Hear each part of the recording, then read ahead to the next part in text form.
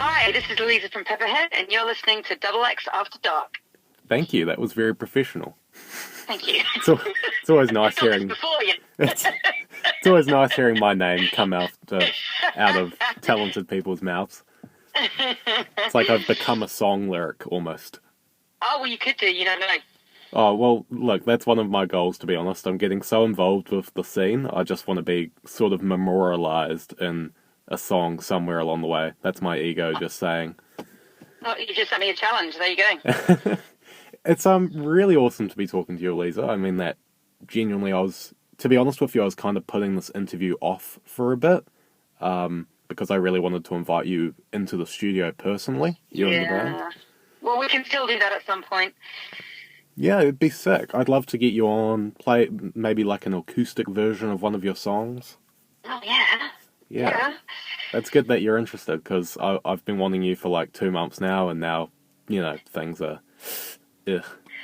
Anyway, while I do have you, you've just kind of released a recent EP, Words to the Wise. Congratulations. Yep. Thank you. It's been a long time coming, and it just came out absolutely the worst possible time. Well, it's the machine was racing ahead, so we just figured let's just go with it. Yeah, hell yeah. Release it, if you've got it, and you definitely had it. I feel it was a really great listen, and I feel you took it to some bold places, if you know what I mean. Oh, thank you very much indeed. That's really good to hear. That's all right. What was different in particular, if anything, about this release as opposed to anything you've previously done? It was actually only our second EP, and I don't know if you've listened to the first one, Foxton Studios. That was sort of our first foray into recording, and then from that to Words to the Wise, I think you'll see there's quite a big sort of leap forward in terms of our sound, in terms of our confidence, in terms of our lyrics, in terms of the sophistication of the songs. Maybe it just feels like a bit more of a sort of a grown-up record, proper musicians have done it. And it flowed really well. But then that also has come with just, another 2 years of us writing songs together, rehearsing every week, not at the moment, obviously, but just like there's a lot more confidence and camaraderie in what we do, I think, and we just lock in super well together. So the organic process of writing and recording songs now is just a lot easier. And also, we're all friends, so we can say you can say, well, no, that sounds really shit, or let's do it this way. And there's no real egos. Well, maybe mine a little bit. Talk about your ego, but the boys think there's a democracy in themselves. But I just think it was, it just felt more fluid, and it was a really, really great fun to record. And we did it again back at House Fox Studios with Brian Miller, who just really gets our sound and actually sort of really brought it out on us and gave us some really good suggestions on how to make it sound even bigger. I 100% agree in the fact, coming from a fan, it might be different in what the artist perceives, but I do get that sense that you've had time to come together. It's more refined, it's more structured, and your songwriting is good. There's no other way to put it. You really know how to fit those pieces together. Cheers, Max. That's really, really cool. Thank you. That's all right. I'm interested to see what you've learnt about, writing a song. Obviously, there's so many things that go into it. What have you learnt in these last 2 years? What have I learned? I mean, I've been, I guess, dabbling in songwriting for quite a long time, but I've only really sort of put a lot of thought and effort into it over the last really. Before that, I was just kind of like doing sort of a lot of cover versions, and just not, again, it's about confidence. It's not really having the confidence to express yourself. But what we've learned as a band in terms of how we work is a little bit different to how we started up. So now we know, the most organic way for us to write a song is to get in the studio together, to have Dan noodle around on his bass guitar because he's like a little genius. He's a very good bass player. Do you know what? He just decided, because him and Kieran have just been mates for a really long time, and Kieran played guitar, and he says, I'll learn the bass. Dude. he just learns the bass, and he's just like, he's a bit madly brilliant. But so he'll come up and noodle on his bass riffs, and I don't know any other band. And then because Kieran and Dan are really good mates, they lock in together super well. Like there's this weird kind of sort of like Kieran can read what Dan's about to do, and you can totally get it. They can talk a different language and get it. And Mark and I will kind of sit there for a bit, and then Mark will come in on the drums, and then what I do is I riff a melody over the top of what they've come up with, and from that I write a lyric. So I think we're really asked about facing how any other band writes, but I don't think that there's a right or a wrong way. Whatever works for you, right? Yeah, so, of course. So my melody and lyrics come after the fact, and that's just how we've organically written our records. So not always. That's not how it works on House Fox. But I think like you say, what have we learned? We've learned this is the right process, and we trust in this process now. Like we can come into the studio with absolutely no idea of what's going to unfold, and by the end of it, we'll have 3 songs written, or we'll have half a song written. But whatever, there will be a really good creative process. Yeah, cool. And I feel with your lyrics, I read that, it's always very personal. They're always real stories that you put yourself out on that front line quite a bit. Do you ever hold anything back just for yourself, or are you going full in vocally, full in lyrically and performance-wise? And what kind of effect does that have on you? This is an interesting one.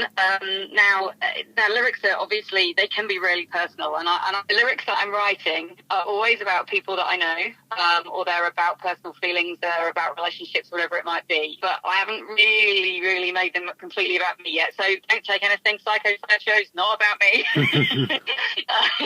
What you call not about me, but they're always about things that I know and feel and people that I know.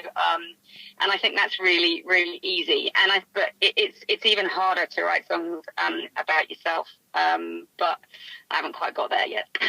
well, that's what they say, isn't it? Write what you know. And even if it's not about you personally, well, you fooled me because not that I thought you were a psycho. Because you thought I was a psycho. No, not that I thought that. But it strikes true.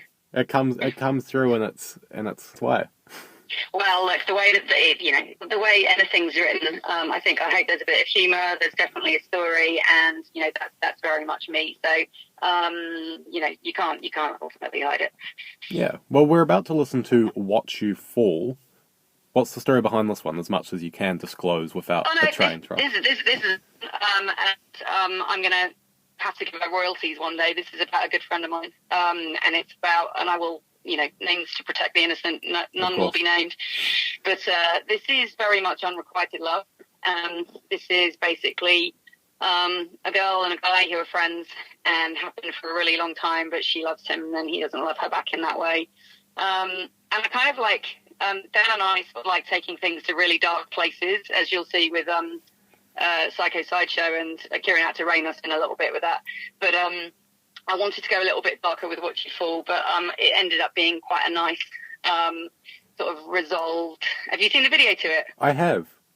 Yeah, it ended up kind of resolving nicely, whereas I wanted somebody locked up in a dungeon. But I wasn't really going to go that way with the video. But essentially, it is unrequited love. Interesting. Well, if you ever want to get me to star in a video, I'm happy to be locked up in a dungeon. Awesome, Max. Okay, there we go. That's the next video sorted. I don't know if that's my ignorance or my ego talking, but I'm excited. Awesome. Thank you for taking the time to talk to me. It was fun. Yeah, anytime, Max. Really appreciate the support.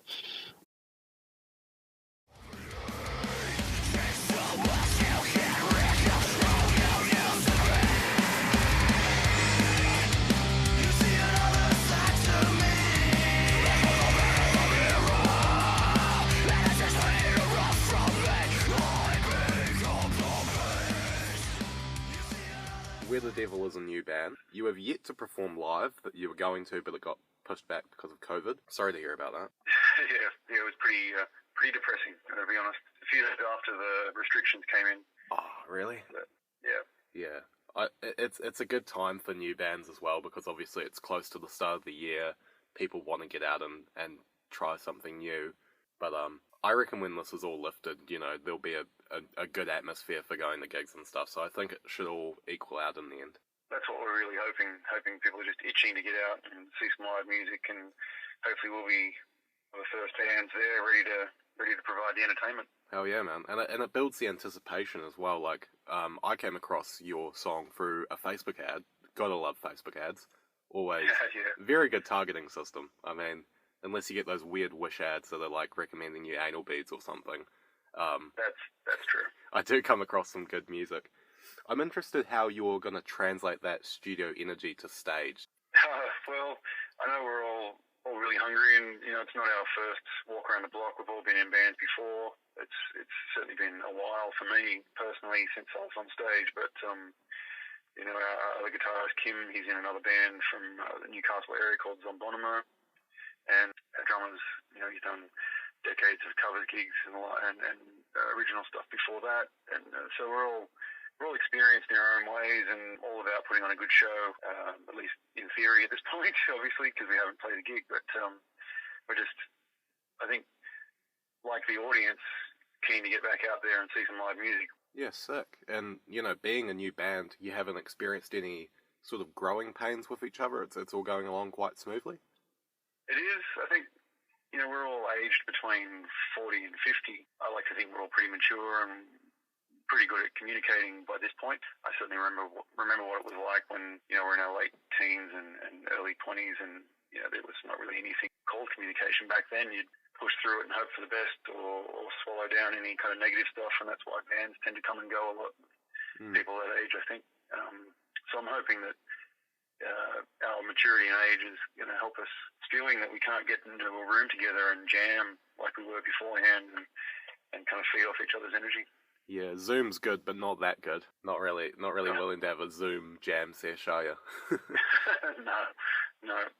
Especially when at least a couple of us are not terribly computer literate. What are your goals, particularly with We're the Devil? Obviously, you've come off some past project. What are your particular goals with this band? The band was started originally by our other guitarist Kim, who was kind of seeking to do something a bit more down-tuned and a bit heavier than his existing project, Zombonimo, which is a little more rockin'. I was out looking for a band. I'm definitely, it's funny, people say when you're young, you'll grow out of metal. But I think, if anything, I've probably gotten heavier in my tastes. And the original goals for myself were pretty humble. I just wanted to make some really heavy music and push some air, so to speak. And it's kind of grown from there. We're now pretty hungry to play to as many people as possible, support bigger bands, maybe some East Coast tours, and then just keep building from there and see what we can achieve. We're pretty realistic. It's not like when you're in your 20s and you've got dreams of world domination, but we definitely want to get out there and really push it and get as many people listening to us as we can. Yeah, and you deserve definitely some recognition. Thinking about those heavy influences that you were talking about, Beast, the track that you've released thus far, it's not just heavy, but you've got nice, thick, groovy layers to it. It's like a musical milkshake in a way, It goes down really, really smooth and nice, but it's Thank you very much. That's alright, but metal in general, of course, is rather angry. In your life experience, have you got a lot of experience to draw this anger from artistically? Not myself personally, no. I have to admit that I've had a pretty easy upbringing and just a typical middle class upbringing. I guess I started in the late 80s when I was a kid on hair metal, and then found thrash and grunge and the alternative stuff like most people of that era. It just struck a chord with me somewhere deep inside, and it's never let go. And there've been studies that show that people who listen to heavy music, it's kind of like a tonic. It makes them feel better, and I think it's the same for me as well. Hell yeah. I was probably an angry youth, but I didn't really have anything to be angry about. Personally, it's just the love of metal. Yeah, I feel like a lot of my listeners, and, you know, myself included, can relate to that. We're about to listen to Beast. Do you want to tell us a bit about the track? A bit about the thematics? Sure. Well, I can't take credit for the lyrics. That's Ben, our singer. He came up with the lyrics there. But the themes are, you know, around love gone bad,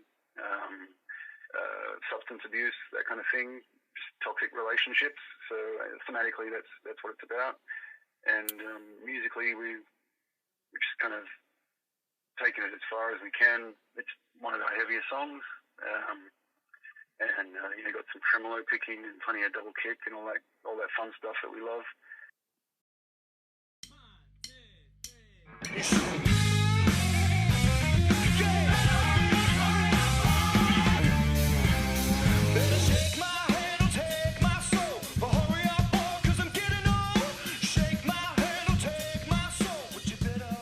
Hey, this is Harry Foxton from the Foxton Kings, and you're listening to Double X After Dark.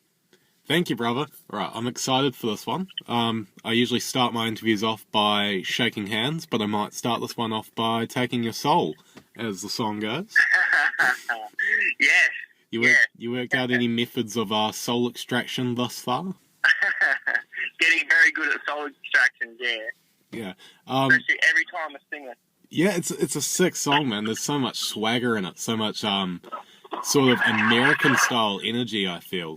Yeah, no, well, that's cool, man. Some of our influences, one of the big ones for me is Rival Sons, and also Led that has that kind of, that real electric sort of live energy. And we also bring that to like our live shows as well. We like to harness that. Yeah, you'd be sick to see live, man, especially the new track. It's such a sing-along, sort of stamp your feet, clap your hands type track. It's really fun. Yeah, it is fun, man. And like you say, it's quite cool playing it live, and during that bridge section, in the middle, there's a bit of a chanty sort of sing-along, and we would do that on stage quite well as well. And when we recorded the track at Sumo Studios, we actually did all, you can probably hear it as live, but it was all live tracking, so like it was quite to harness that raw energy of the group vocals, which was super fun as well. Yeah, nice. But yeah, man, that was cool. It feels very, and I mean this in a compliment way, it feels like it's capturing a sort of old energy from like the early 2000s, like a bit of Queens of Stone Age, a bit of Royal Blood type radio energy.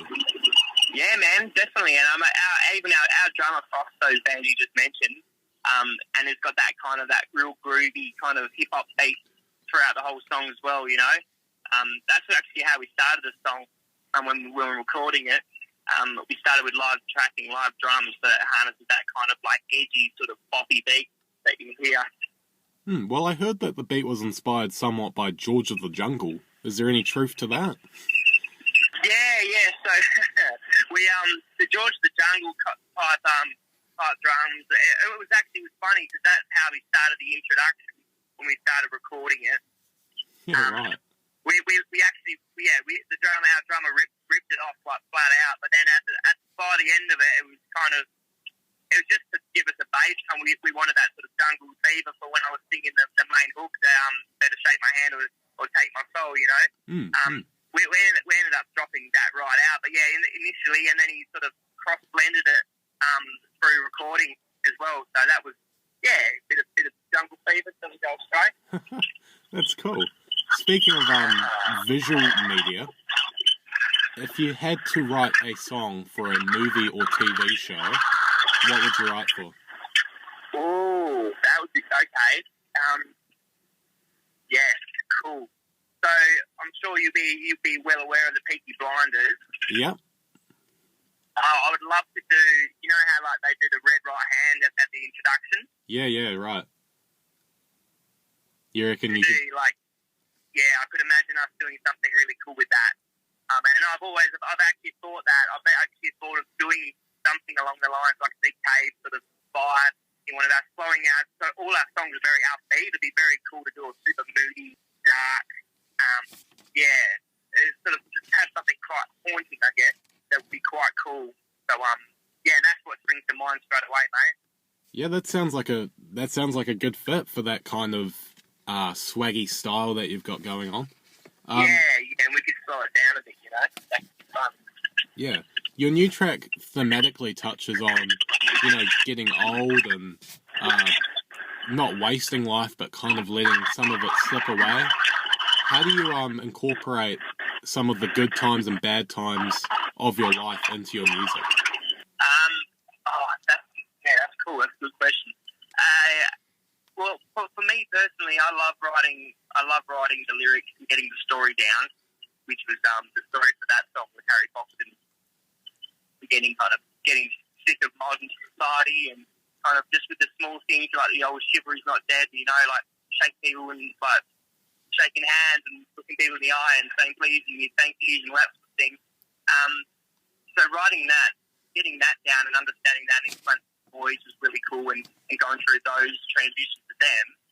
The thing that can get a little bit tedious, I guess, with writing would just be recording and going over and just critiquing everything. I wouldn't say I don't like it, but it's definitely time-consuming. It's not as fun as playing the track and really, and enjoying it. I guess the best part after all that, after getting the hook and understanding the song, to be playing it live and getting feedback from your fans. It's just always, well, not even fans, just people in general that even speak to you, I really enjoy that, mate, and getting feedback from people, whether it's positive or not. Yes. But yeah. For now, we're going to jump into Getting Old. Thank you for joining me and telling me a bit about you and the track. And thanks very much for having me, mate. And have a great week, and I hope to speak to you soon one day. You too, man. Don't work yourself too hard.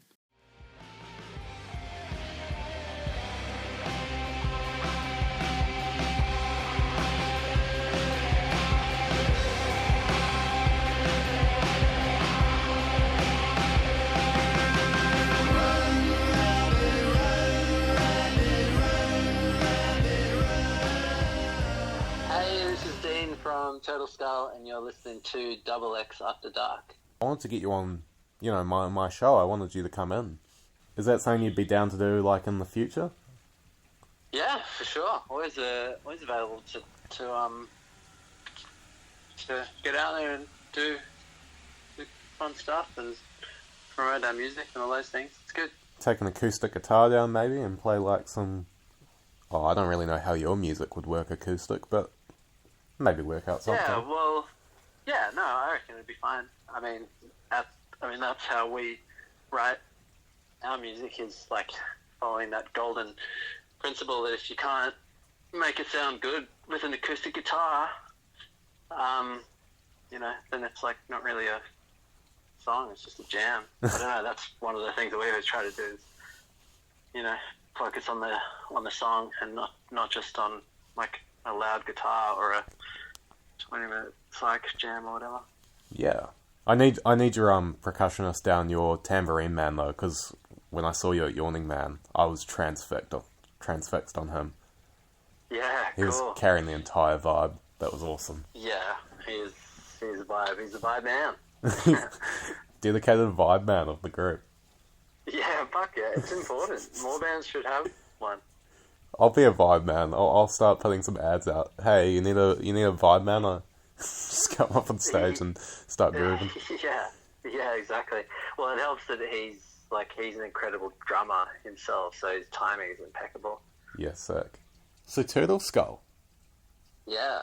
The band that purely took me out of this dimension for a minute. Oh, that's amazing.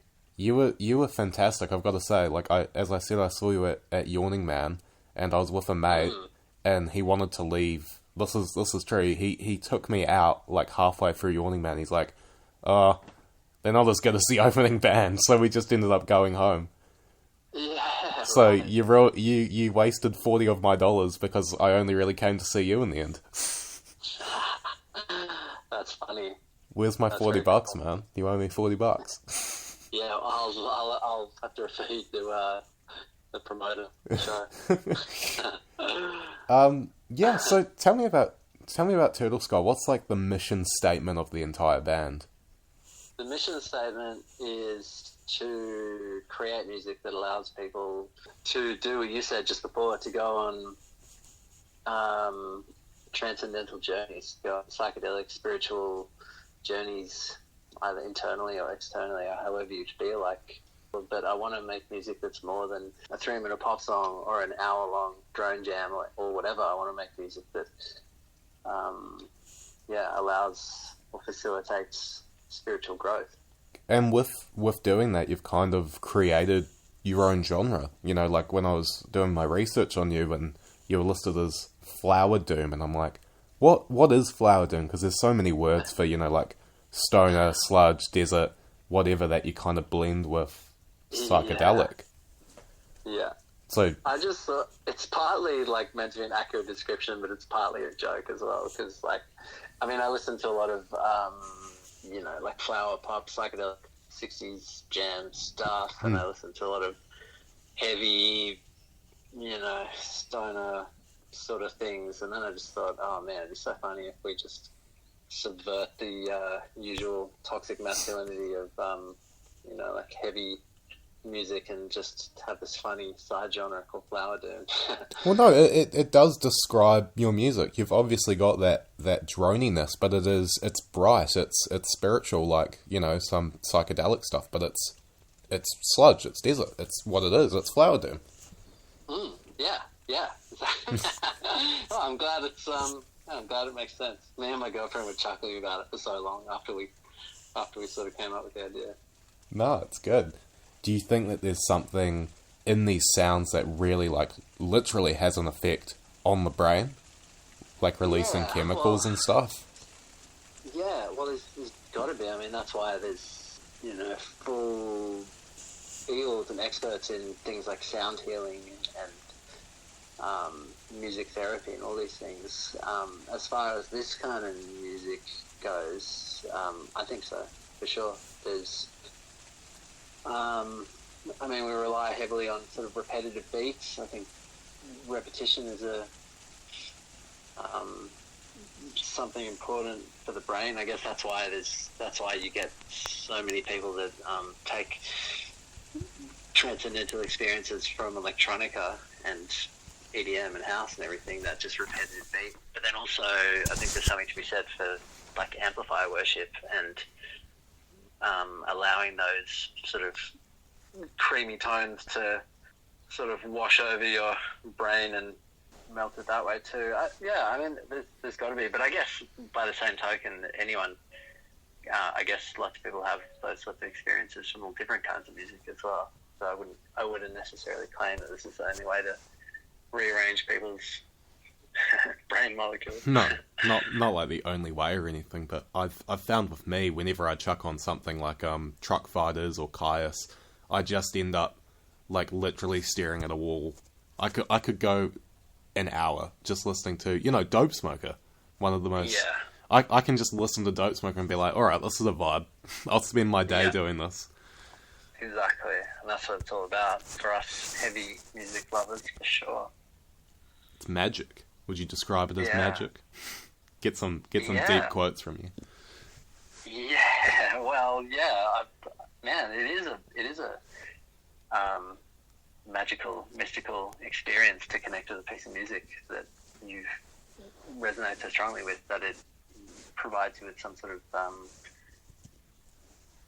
transcendental experience or alternative perspective or spiritual growth or whatever. I've had that numerous times. A handful of those experiences were life-changing, and that was when I learned that, and that was when I sort of realized that I would really like to provide that experience for other people if I can. What were you listening to kind of before that? Like, was that a decision that took you away from an alternate path? No, not necessarily. It was more just reinforcing the path I was sort of already on and giving me a bit more direction. Right. I've always been into this kind of music. And these sorts of experiences, but as time passes, I guess the small amount of wisdom that I currently have grows, then I don't know. It allows me to. It sort of narrows the path a little bit and allows me to see what I need to do to make it happen. Is music the only way you sort of explore that spiritual side of things? No, No, it's not. What are some other paths you get into? Well, to be blunt, I'm a big advocate of psychedelic drugs and journeys. But all sorts of other things. Obviously, yoga, meditation, and just, connection with nature, connection with people, family time, pure love, all these different things. They're all, as far as I can tell, they're all ways to grow spiritually. Do we lock that part of ourselves away, do you think? Like with the connections between others, and sometimes psychedelics can open that up to things. Is that something we've inherently locked away? The sort of new age thinking with meditation, and we're getting back to the earth. Do you think over history we've kind of locked that away for a reason in being human? Yeah, I don't know. That's a good question, because it seems like there's been various points in history where there were a lot of people that were into these sorts of things, and it seemed like a lot of amazing societal growth happened, and it definitely seems like there's, well, in some respects, there's not a lot of, like, well, fuck, I don't know. It's weird. There's a lot of weird shit going on at the moment. A lot of fucked up, weird stuff going on. I feel like if people considered alternatives to their reality, that we could start to make a better world. Now that's a quote. That's that's like something you could put on the back of a book cover right there. Yeah, well, man. Yeah, maybe we should make a little. Put it on a t-shirt. Make a bumper sticker. Yeah. It'll be the next Turtles Girl shirt. Be the next Turtles Girl record title. Well, speaking of that, I've got you on here to talk about Rabbit, which I jumped on straight away. Yeah. What does Rabbit mean to you? Like, that must be part of a new album, new EP, something? Yeah, so we've got a new record on the way, and the follow-up from our first record, the self-titled one. So the next record is called Monoliths, and Rabbit is the second track on it.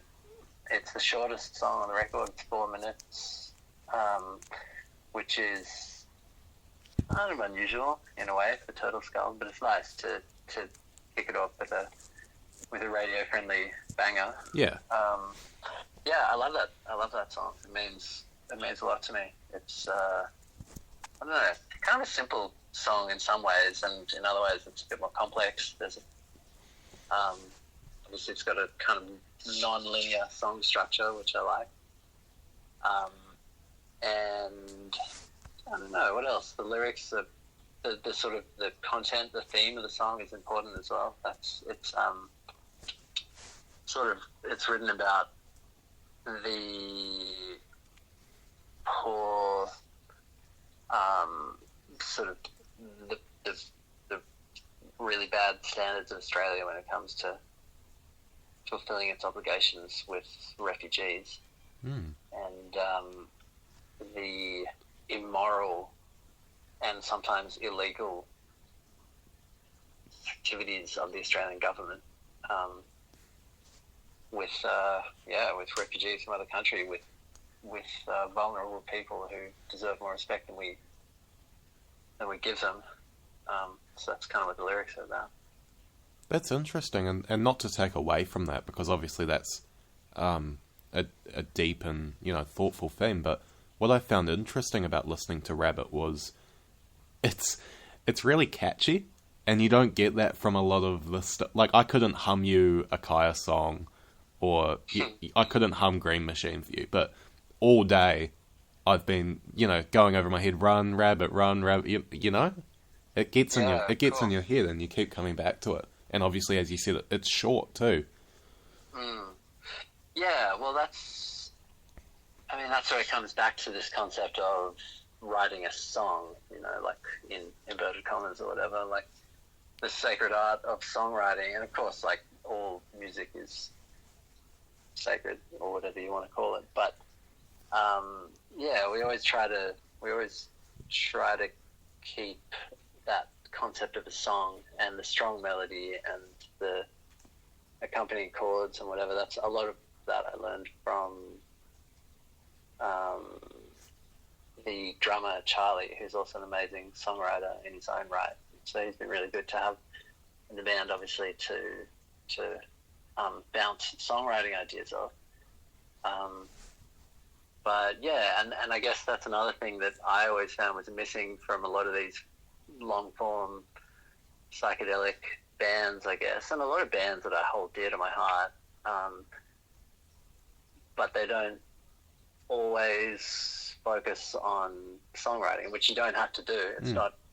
It's there's no prerequisite to sort of go down that songwriting route, so to speak. But I just thought, I guess it's something that I really appreciate in music, especially psychedelic music, is that a careful attention to songwriting, which is why I take it quite seriously in this band. And I mean, there's obviously really good examples of that are people like Tame Impala or King Gizzard or Kikigaku Moyo or Jungan or Black Mountain or whatever, as opposed to some of the, like Dope Smoker or some of the Acid Mother Temple's albums that are an hour jams, which is also it's cool, incredible. But it's not. Yeah, it's amazing, and it's not one is not better than the other, but it's I've